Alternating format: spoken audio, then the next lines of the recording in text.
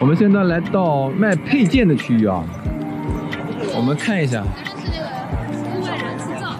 然后这边好像是做那种插座的。啊，了解一下。哦。然后这是干嘛的？这是卫星接收的，看电视用的。有没有那种网络好一点的？这是锂电池的。这边有没有 WiFi 肯定有啊。比如说去西藏，它也能有。没有的，这是全国都是不能用的。然后这边是卖锂电池的，然后这边是卖马桶的。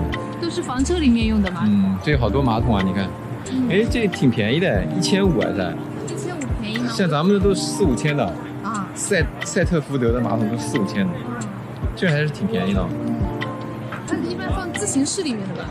哪都能放，自行车、拖挂都可以放，只要你预算够。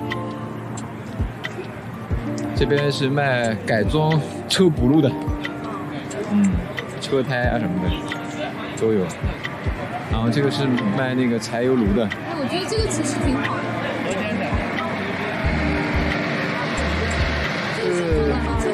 对啊，就是噪音会有点大。然后呢，它柴油炉它是需要预热的，他们一般就做菜前你得预热10分钟。哦，这样的。对，所以这个就是它的不好的地方，有利有弊。然后这里是好多卖这种发电机的，这个应该是抵制发电机，然后这个是手持的那种。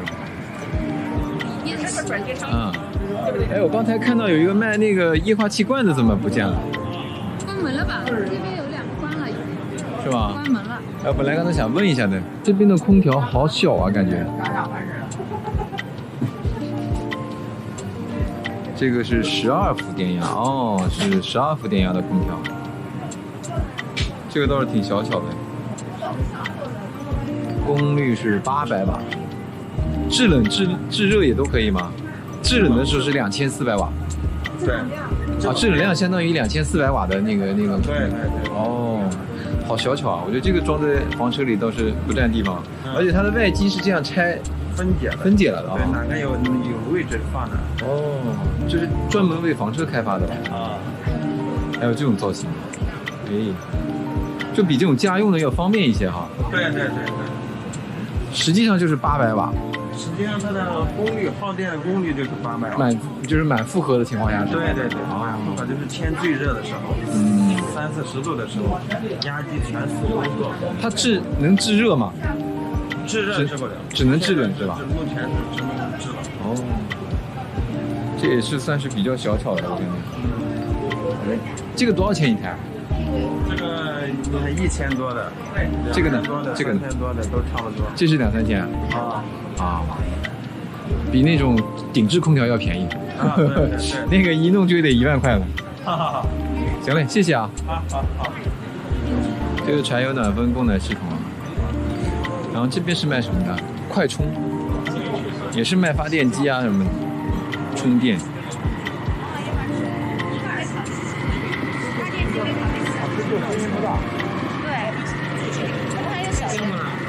已经点火了啦！哇，这好吃！装3千瓦的，装小了不够用。对，3000瓦最合适。